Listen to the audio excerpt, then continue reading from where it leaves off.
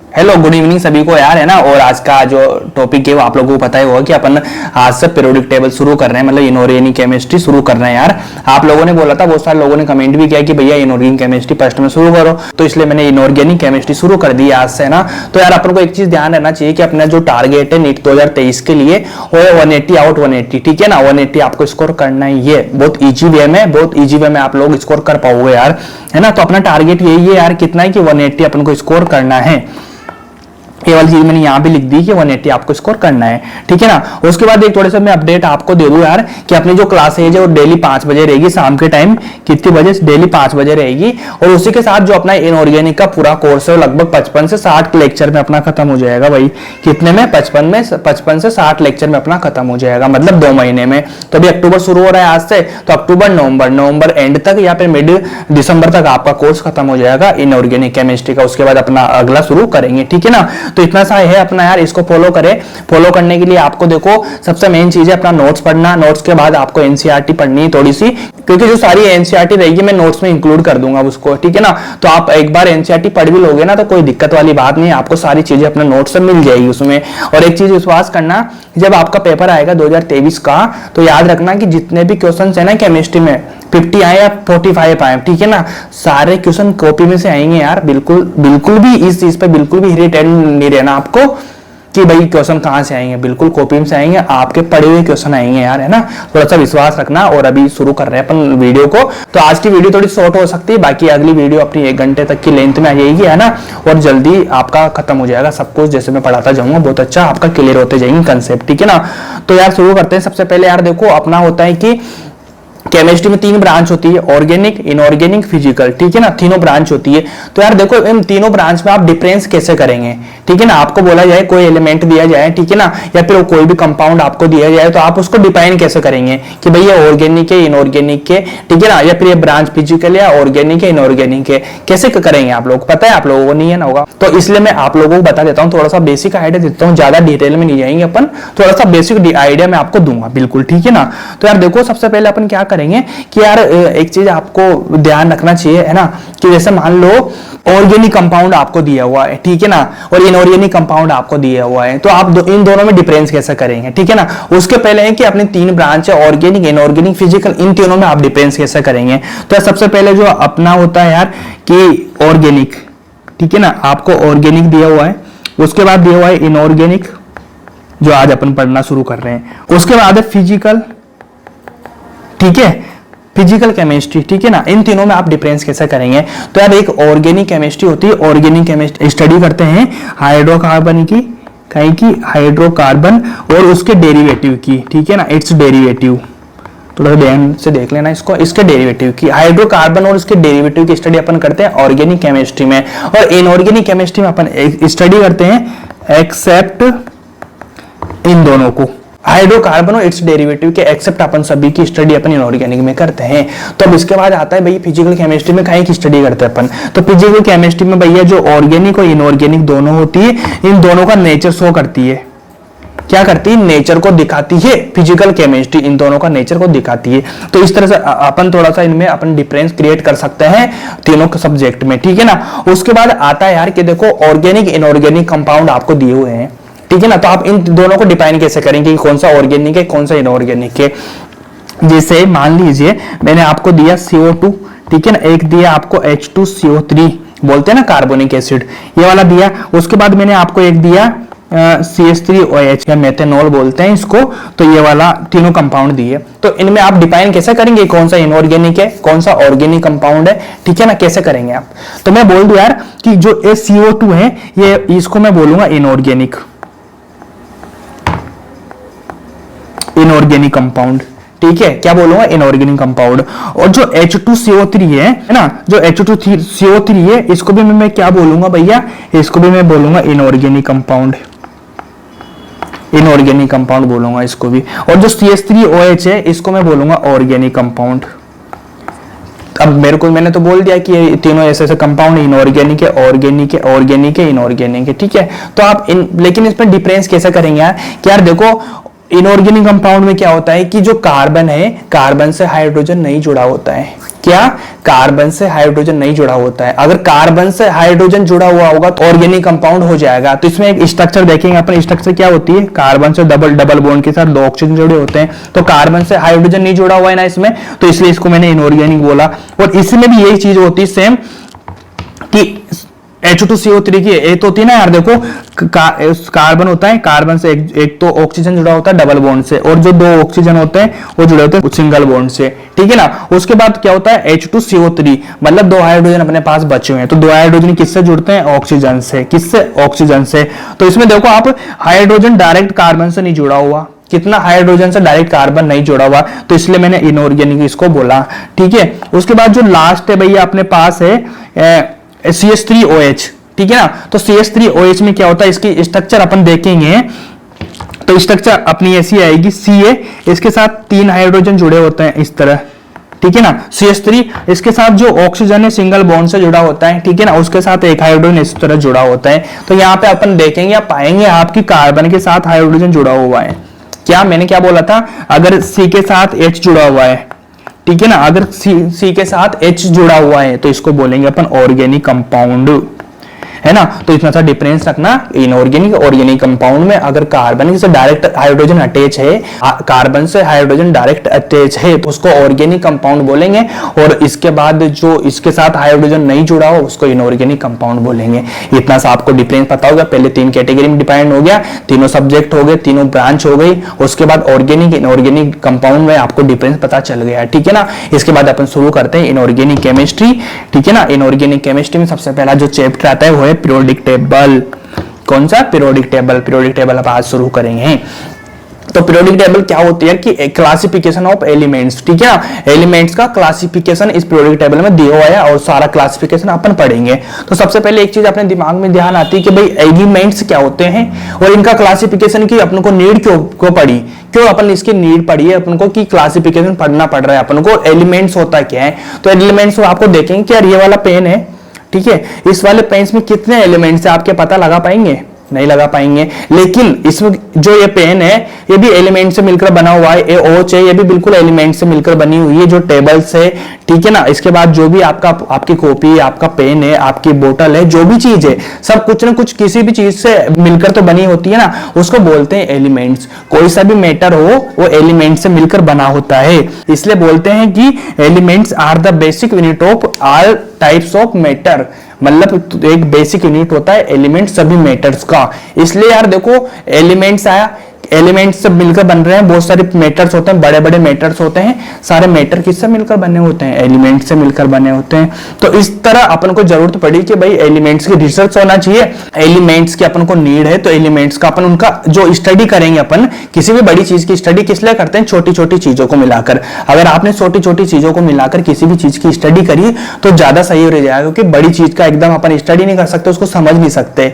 अपना पढ़ाई में भी ऐसा ही कि अपन छोटी छोटी चीजों को समझेंगे, छोटे कंसेप्ट को अपन समझेंगे, ना कि बड़े कंसेप्ट को, ठीक है ना। अगर अपन छोटे छोटे कंसेप्ट को अच्छा कर लेंगे तो बड़ा टॉपिक या बड़ा कंसेप्ट अपने आप ही क्लियर हो जाएगा आपका। डायरेक्ट आप बड़े पे जाएंगे समझ में नहीं आएगा, इसलिए छोटे पे जाइए, छोटी छोटी चीजों से अपनी स्ट्रक्चर को, अपने जो कंसेप्ट होते हैं उनको बिल्ड करो, अच्छे से स्ट्रॉन्ग बना, उसके बाद बड़े कंसेप्ट अपने आप क्लियर हो जाएंगे, ठीक है ना। ये वाली चीज अपन ध्यान रखेंगे।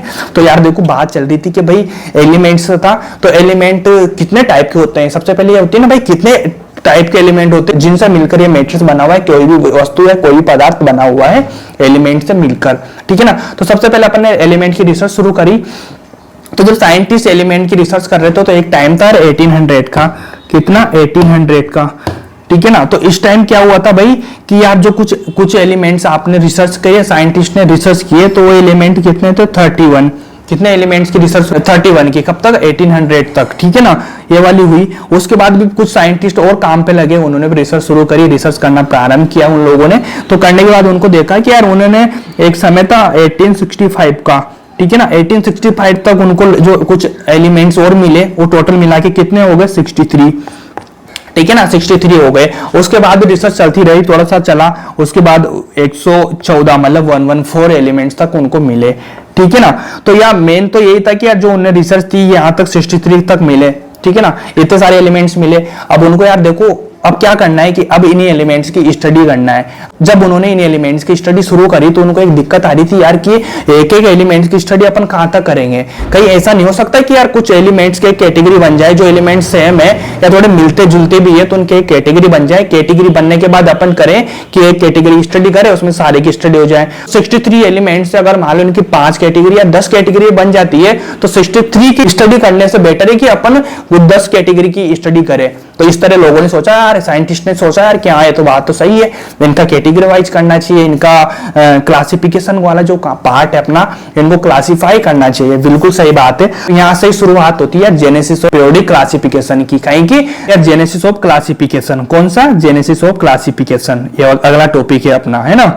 तो अब जब क्लासिफिकेशन शुरू हुआ, ठीक है ना, तो उसके बाद क्या होगा, कौन करेंगे उनको? साइंटिस्ट करेंगे। साइंटिस्ट कौन करेंगे? वो क्या करेंगे कि बहुत सारे साइंटिस्ट आएंगे, आने के बाद वो अपनी रिसर्च करेंगे, रिसर्च करने के बाद वो अपना जो आइडिया है वो अपने आप को लोगों का जो इनकी कम्युनिटी है इनको देंगे कि मेरा ये आइडिया है, मैंने रिसर्च करी या मैंने चीजों को करा है कि भाई ये वाली चीजें इसमें है, इस तरह से अपन इसको क्लासीफाई कर सकते हैं, इस तरह से इन चीजों को अपन डिफाइन कर सकते हैं ना।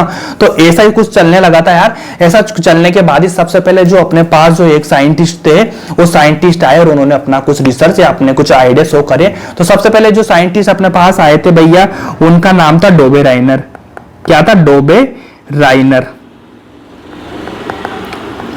उनका नाम था डोबे राइनर। और डोबे राइनर साहब ने आने के बाद उन्होंने अपनी रिसर्च करी। रिसर्च करने के बाद उन्होंने एक लाइन बोली, उनके जो ट्रेंड था, मतलब उन्होंने देखा, उन्होंने नोटिस किया ना, कुछ नोटिस करने के बाद अपनी रिसर्च में उन्होंने एक लाइन बोली यार, कि उन्होंने क्या लाइन बोली? उन्होंने बोला कि यार जो trends among properties of elements, उन्होंने बोला कि यार जो एलिमेंट्स की जो प्रॉपर्टी है उनमें एक ट्रेंड चलता है, मतलब कुछ आगे जाएंगे या कुछ सिमिलर आएंगे, कुछ ग्रुप बनेंगे तो उनकी प्रॉपर्टी सेम होती है, मतलब एक ट्रेंड के अनुसार उनकी प्रॉपर्टी चलती है। तो ये वाली लाइन उन्होंने बोली। और उन्होंने अपनी जो सारी रिसर्च करी, तो रिसर्च उन्होंने किस बेस पे करी, कैसे करी, उसको मैं बताता हूं आप लोगों को यार। थोड़ा सा इसको मिटा देता हूं मैं ना, इसको ध्यान रखना यार कि ये ऊपर चल जाएगा अपना, ठीक है ना। जेनेसिस ऑफ यहाँ पे मैं यहाँ पे कर दूंगा, और जो ये दोबारा से मैं इसको लिख देता हूं एक बार। थोड़ा सा ध्यान रखना चीजों को लेके यार। क्या हो गया? ये देखो, डोबे राइनर साहब आए थे अपने पास। पहले साइंटिस्ट कौन थे अपने पास? डोबे राइनर साहब थे भाई। डोबे राइनर थे। उन्होंने क्या बोला था, ये लाइन बोली थी आपने, मैंने नीचे देख ही ली होगी, दोबारा से लिखने की कोई जरूरत नहीं है, उसको इतना इंपॉर्टेंट नहीं है, ये बेसिक चीजें चल रही है तो अपने बेसिक चीजें समझ लेंगे, काफी है, ठीक है ना। तो उन्होंने सबसे पहले क्या बोला कि अपनी रिसर्च में कि उन्होंने क्या किया, उन्होंने क्या 3-3 ग्रुप्स के सेट लिए, 3-3 एलिमेंट्स के ग्रुप्स लिए। ग्रुप लेने के बाद उन्होंने एक चीज नोटिस करी और बताया कि जो फर्स्ट एलिमेंट है और जो थर्ड एलिमेंट है, इन दोनों एलिमेंट्स का जो एटॉमिक वेट होता है उसका एवरेज अपन निकालते हैं, तो जो मिडिल एलिमेंट्स है उसके बराबर होता है, मतलब मिडिल एलिमेंट का निकल जाता है इन दोनों का एवरेज निकालने के बाद, है ना। तो लोगों ने सोचा है, साइंटिस्टों ने सोचा यार कि बहुत सही बात है यार, अच्छा है, अगर इन्होंने कुछ नोटिस किया तो इस तरह से अपन कुछ और रिसर्च करेंगे। तो उन्होंने बोला यार सही है। तो उन्होंने बोला कि बताइए कि आप कौन कौन सा आपने रिसर्च किया, कौन कौन से ग्रुप्स लिए आपने। तो डोबे राइनर साहब ने बोला यार, सबसे पहले कि उन्होंने बोला कि यार मैंने लिया लिथियम लिया, सोडियम लिया और पोटेशियम लिया, तीनों लिए, ठीक है। तो बताइए में कैसे क्या होता है। तो उन्होंने बोला कि जो लिथियम का जो एटॉमिक वेट होता है वो 7 होता है और पोटेशियम का जो होता है वो 39 होता है। उन्होंने बोला ठीक है भाई ऐसा होता है। तो इनका अगर अपन एवरेज निकालेंगे 7 + 39, उनका एवरेज ऐसे निकालते ना, डिवाइड करते हैं 2 से, है ना। डिवाइड करने के बाद जो निकलता है उसको एवरेज बोलते हैं, मतलब हाफ कर देते हैं दोनों का जोड़ के, वही एवरेज होता है ना। तो यार देखो एक कितना होगा, 39 + 7 होगा 46, इसका 2 से डिवाइड करेंगे तो कितना आएगा, 23 आ जाएगा इसका। तो 23 आया। तो सोडियम का अपन को पता है कि 23 एटॉमिक वेट होता है, ठीक है ना। तो यार ये तो बहुत सही बात थी, इन्होंने क्या है तो सही बात है। उन्होंने बोला कि देखो कुछ और बताइए, आपने इतना रिसर्च किया है तो कुछ और ला के दिखाइए। तो उन्होंने बोला कि लो, उसने बोला CaSrBa, ये वाला भी ग्रुप मैंने लिया और इस ग्रुप की मैंने रिसर्च करी। उन्होंने बोला कि बताइए इसका कैसे होता है। तो आपको पता है कि कैल्शियम का कितना होता है एटॉमिक वेट, 40 होता है। Ba का कितना होता है, 137 होता है। और Sr का कितना होता है भैया, ये तो अपन को निकालना है, ठीक है ना। तो अब इसका एवरेज निकला 40 प्लस 137 अपन 2 से डिवाइड किया, डिवाइड करने के बाद इसका निकलेगा लमसम जितना आएगा 88.5 आएगा, है ना। तो एवरेज 88.5 आया, तो अपन ने मान लिया 88, ठीक है ना। तो एसआर का कितना होता है भाई, स्टोनशियम का कितना होता है, 88 होता है। ये वाली बात ही सही है यार, ये तो बिल्कुल सही लगा कि ग्रुप बनाए इन्होंने, ग्रुप लगाने के बाद सही बात है। लेकिन कुछ साइंटिस्ट ऐसे होते हैं ना जो यार कुछ भी काम करते हैं तो लोग बात, तो आपको पता है ना, कुछ टांग तो अड़ाते ही है। आपके भी अड़ाते होंगे, आप लोगों को पता होगा, कुछ आप अच्छा कर रहे होंगे जीवन में या कुछ भी करने की कोशिश कर रहे होंगे ना, जो लोग कुछ नहीं कर रहे हैं ना वो कुछ टांग अड़ाएंगे आपके पास, या कुछ कर रहे होंगे तो आपको नीचा दिखाने की कोशिश करेंगे। बिल्कुल ऐसा होता है, ये रियल लाइफ में होता है और इनकी लाइफ में भी होता ही था पहले।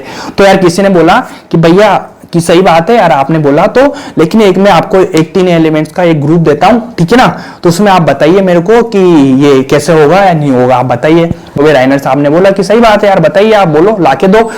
उसने बोला कि आप मैं दे रहा हूं आपको लिथियम, बेरिलियम और बोरोन।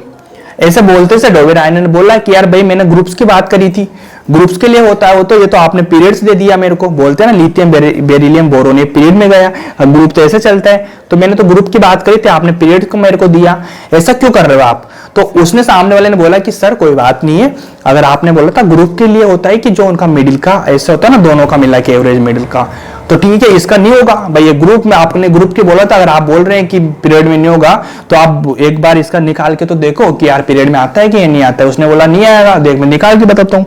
उसके बाद उसने शुरू किया, शुरू करने के बाद आप लोगों को पता होगा लिथियम का एटॉमिक वेट होता है 7, अब बोरोन का होता है 11, ठीक है। अब इसका एवरेज निकालो, 7 + 11, इसका एवरेज निकालने के बाद कितना होगा, 18 हो जाएगा, 18 डिवाइड करेंगे तो 9।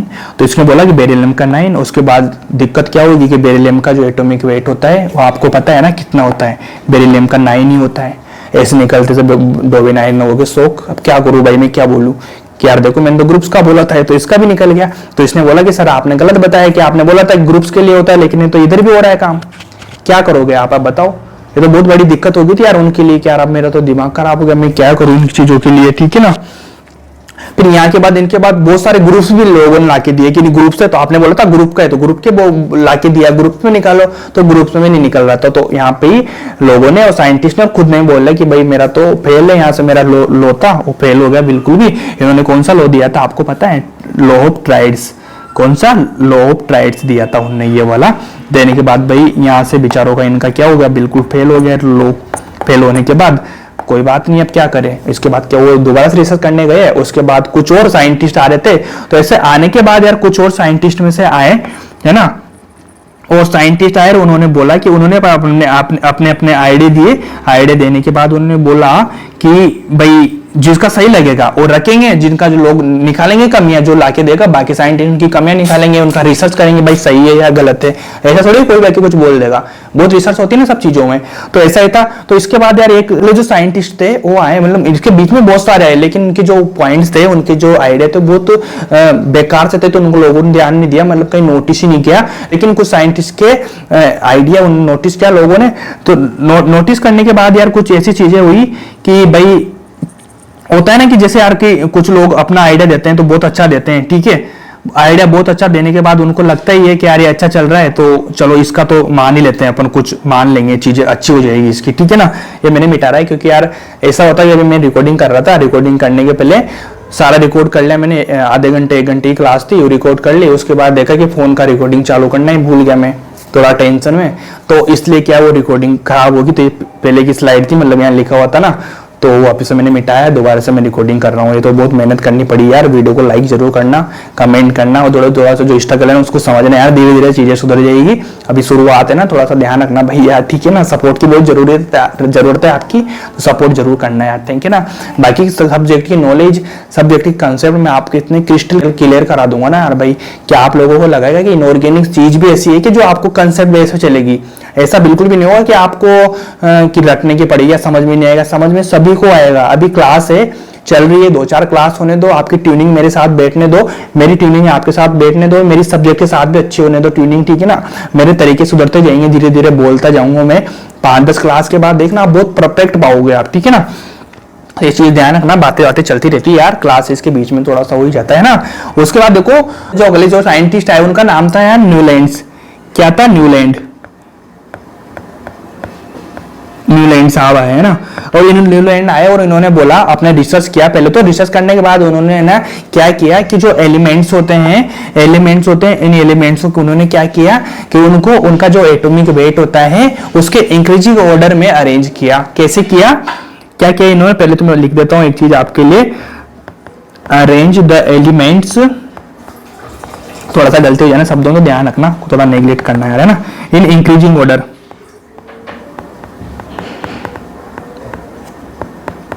Increasing order of their atomic weight. ये चीज यहाँ पे नोटिस करने वाली है, एलिमेंट्स होते हैं उनको किसके इंक्रीजिंग ऑर्डर में अरेंज किया होता, एटॉमिक वेट में, ठीक, एटॉमिक वेट के इंक्रीजिंग ऑर्डर में अरेंज किया।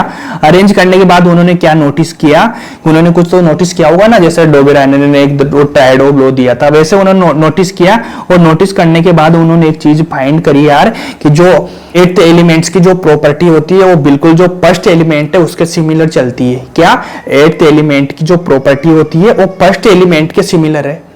एट्थ एलिमेंट की प्रॉपर्टी है वो बिल्कुल किसके सिमिलर है, फर्स्ट एलिमेंट के, ये दोनों की सेम एलिमेंट्स हो रही है। ये वाला चीज इसने फाइंड किया या नोटिस किया इन चीजों में, इनकी रिसर्च में ना, और उन्होंने बोला कि every eighth elements had similar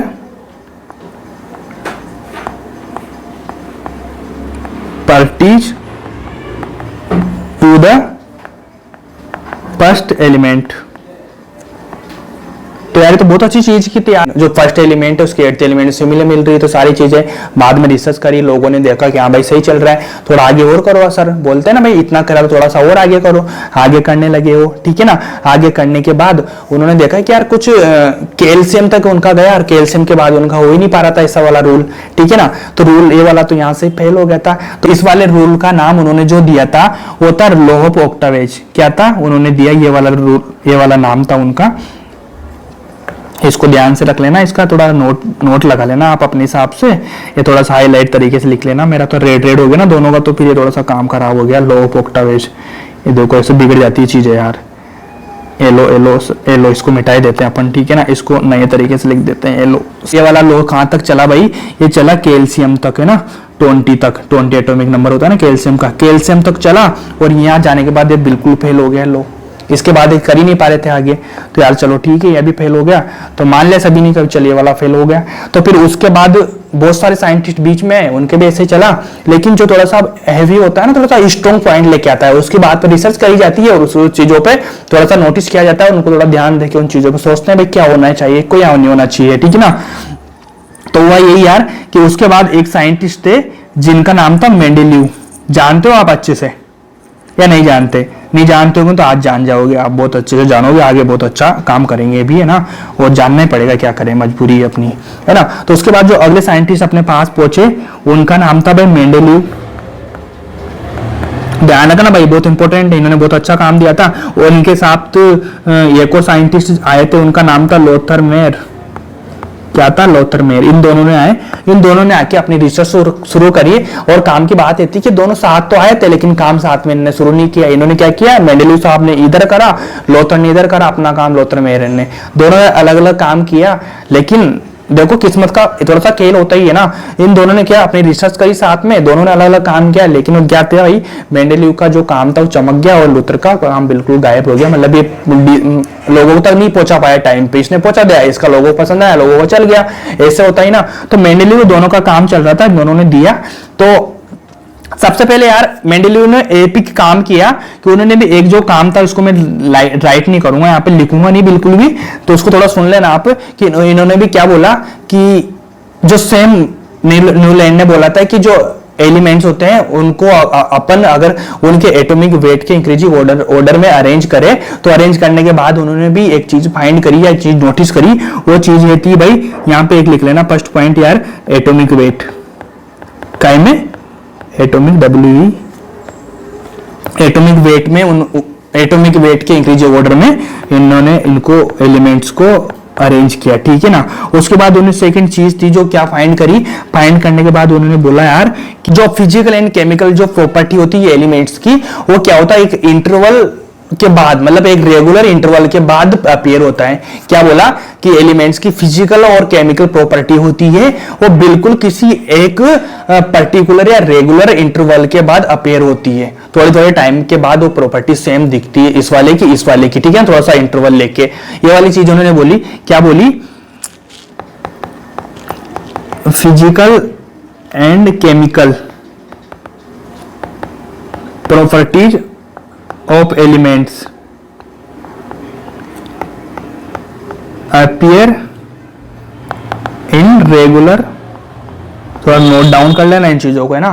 question इतना ज्यादा नहीं आएंगे, लेकिन बेसिक थोड़ा समझ होनी चाहिए आपको, अंडरस्टैंडिंग होनी चाहिए। रेगुलर इंटरवल उसके बाद होती है। तो इसमें देखने वाली या नोटिस करने वाली बात इतनी सी है भाई कि ये कब तक, ये वाले रेगुलर इंटरवल के बाद इनकी जो प्रॉपर्टी शो होती है, ठीक है ना। ये वाला तो बहुत अच्छा है। तो ये वाली चीज बोली और इन्होंने ना ये सारी रिसर्च करी। रिसर्च करने के बाद लोगों ने ध्यान दिया। लोगों ने ध्यान क्यों दिया कि जो उन लोगों की, बाकी लोगों की आगे थोड़े टाइम के बाद ही खत्म हो रही थी, लेकिन इनकी जो प्रॉपर्टी थी या फिर इनकी जो पीरियोडिक टेबल थी उसमें जो कितने एलिमेंट थे 63, याद है ना अपने 1865 तक अपन को रिसर्च करी गई थी। अपन ने क्या था 1865 तक आपने रिसर्च करी थी ना 63 एलिमेंट्स की। तो 63 एलिमेंट थे कि इनका जो लो था, इनका रूल था, ये जो इन्होंने बातें बताई 63 एलिमेंट तक जा रही थी और बहुत अच्छा कर रहे थे ये। क्या तो लोगों ने बोला कि हाँ भाई चल ठीक है, यहाँ से तो बहुत अच्छा हो गया और ये जो इन्होंने बोला वो बहुत सही है और आगे तक भी जाएगा, ठीक है ना। इसको मैं थोड़ा सा रब कर रहा हूँ भाई, आपने नोटिस कर ही लिया होगा, ठीक है ना, और आपने नोट भी कर ही लिया होगा। नहीं करा होगा तो आप थोड़ा बैक जाके कर लेना, क्योंकि मेरे पास जगह नहीं है तो इसलिए मेरे को करना पड़ता है। तो इन्होंने इसके बाद एक चीज बोली यार कि एक बहुत बड़ा स्टेटमेंट दिया। स्टेटमेंट क्या दिया कि the properties of elements are a periodic function of atomic weight. बोला कि जो एलिमेंट्स की जो प्रॉपर्टी होती है वो प्रॉपर्टी एटॉमिक वेट के पीरियोडिक फंक्शन होती है। क्या बोला, properties of elements periodic function of atomic weight, dear atomic weight, ठीक है ना। ये वाली चीज बोली। तो इन्होंने ये वाली लाइन बोली, मैं बता देता हूँ आपको, नोट डाउन करता हूँ। ये वाली इन्होंने लाइन बोली और इसको एक उन्होंने नाम दिया, उसका नाम क्या था, पीरियोडिक लॉ। बहुत इंपॉर्टेंट है यार, इसको आपको ध्यान में रखना चाहिए, ठीक है ना। ये बहुत आगे काम आएगा, क्योंकि जो आपकी मॉडर्न पीरियोडिक टेबल आएगी आगे, उसमें केवल इतना सा एक डिफरेंस आएगा कि उसमें उन्होंने बोला था एटॉमिक वेट की जगह यहाँ पे एटॉमिक नंबर आ जाएगा। क्या आ जाएगा, एटॉमिक नंबर, ठीक है ना। क्योंकि इनका फेल होने का सबसे बड़ा रीजन था वही था, ये एटॉमिक वेट ही था। अगर ये नंबर लिख देते हैं यहाँ पे तो इनका काम बन जाता। और बाद वाली जो साइंटिस्ट है ना, मॉडर्न दिया था, बताऊंगा मैं आगे, उनका नाम भी नहीं आता अगर ये वाला यहाँ पे मिस्टेक नहीं करते तो यार इनकी सबसे फेल होने का सबसे बड़ा रीजन यही था कि यार देखो आगे बाद रिसर्च हुई। रिसर्च होने के बाद है ना बहुत सारे काम हुए, तो उनमें वहां क्या था, एटॉमिक वेट की जगह एटॉमिक नंबर ज्यादा इफेक्टिव था। जो वो फंडामेंटल जो उसकी प्रॉपर्टीज होती है एलिमेंट्स की, वो ज्यादा शो कर रही थी एटॉम के साथ, है ना। तो इसलिए वेट वाला काम थोड़ा फेल हुआ, लेकिन इनका काम तो अच्छा चल रहा था यार, बहुत अच्छा काम कर रहे थे। काम करने के बाद देखो इन्होंने पीरियोडिक टेबल बनाई।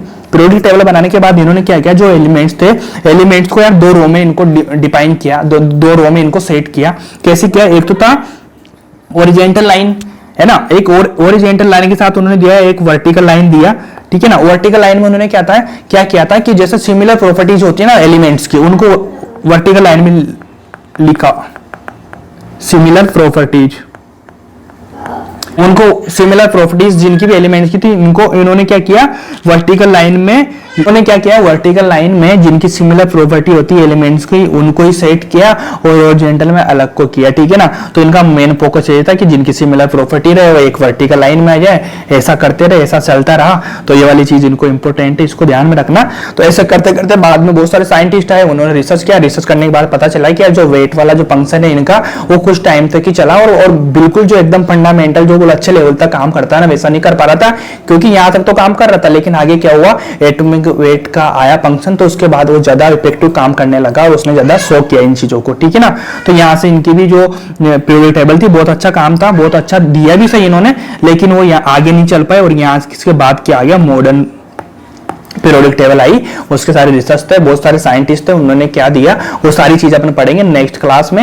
और आज क्लास यहाँ तक की थी भाई, ये अपना थोड़ा सा बेसिक था, है ना, बेसिक थोड़ा ध्यान दो, है ना, बाकी तो अपन कर ही लेंगे, कोई दिक्कत वाली बात नहीं है, चीजें आपको सुधरती जाएगी धीरे धीरे। हाँ थोड़ी सी कुछ मिस्टेक भी हो जाती है ना, तो उनको थोड़ा नेग्लेक्ट करो यार, सामने वाला इंसान आपके लिए कुछ कर रहा है तो आपको भी थोड़ा सा रिस्पॉन्स दिखाना चाहिए, ठीक है ना। ऐसे मिस्टेक ऐसे सब्जेक्ट में कोई नहीं, कुछ बोलने में हो जाता है ना थोड़ा सा यार, फर्स्ट यार पहली क्लास है, लाइफ की पहला ही करियर का जो होता है ना शुरुआत, पहली क्लास है, आपके साथ, ठीक है ना। तो मैं चाहूंगा कि अगर आप मेरा सपोर्ट यहाँ से करते हैं पहली क्लास तक, आगे मैं किसी भी जगह तक पहुंचूं, मैं आपका होता है ना शुक्रगुजार, या फिर आपकी जो हेल्प रहती है उसका सपोर्टिव जो सपोर्ट आपने किया उसका यार मैं वो आभार रहता है ना बिल्कुल, कि हाँ भाई मैं रेस्पेक्ट दे रहा हूँ आप लोगों को, वो हमेशा रहेगा यार। बाकी कोई भी दिक्कत होती है आप मेरे से बात करें, ठीक है ना। और देखना लिंक मिलेगा आपको टेलीग्राम का, उसको ज्वाइन कर ले ताकि अपन पढ़ाई की रिलेटेड बातें वहां करते रहेंगे। मतलब मैं कुछ डालता रहूंगा आपको, कोई भी दिक्कत अगर आपको आती है मेरे से बात करनी किसी मेंटरशिप के लिए, ठीक है, आपको गाइडेंस चाहिए किसी भी चीज का यार, तो आप इंस्टाग्राम पे मेरे को फॉलो करें, इंस्टाग्राम पे मैसेज करें, मैं आपका सभी का रिप्लाई करता हूं, कोई दिक्कत नहीं आएगी।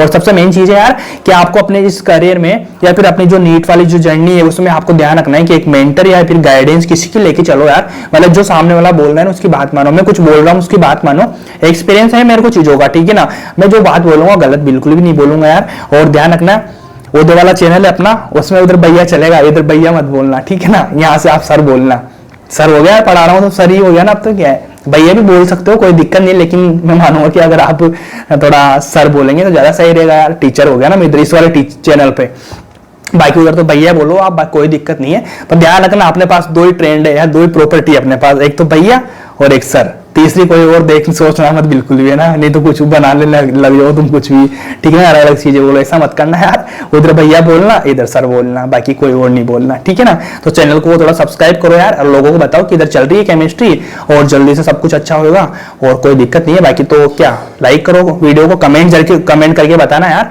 और एक चीज मैं आपको बोलता हूँ कि आप लोग थोड़ा सा ध्यान रखो कि जैसे मान लो अपन को ऐसे मैंने लिख के पढ़ा रहा हूँ आपको तो अच्छा लग रहा है, फिर आप ऐसे में वो होती है ना पीपीटी मतलब सारा लिखा हुआ रहेगा उसको मैं समझा दूंगा, तो यार वो वाली ज्यादा अच्छी लगती है कि आपको, वैसा मेरे को लगता है वैसा लगना नहीं चाहिए, क्योंकि वो वाली में ऐसा लगता है जैसे अपन पढ़ नहीं रहे, रिविजन कर रहे हैं। रिविजन पीपीटी बना लूंगा, लेकिन अभी लिख के पढ़ेंगे ना अपन ज्यादा बेटर रहेगा, क्योंकि एकदम से होता है ना कंसेप्ट आपके सामने आए तो वो आपको समझ में आता है चीजों, लेकिन वो पहले से आ जाए ना तो समझ में नहीं आएगी। तो इतना ही था आपके वीडियो में, और तो सब्सक्राइब जरूर करना और लाइक करना, और मिलते हैं अगली क्लास कल 5 बजे होगी। हाँ थोड़ी लेट हो सकती है क्लास यार, थोड़ा सा और दिक्कत होगी ना, बताई थी मैंने इसलिए। तो बाकी तो कल से डेली 5 बजे आएगी, और ये ध्यान रख के अच्छे से काम करें। Thank you so much.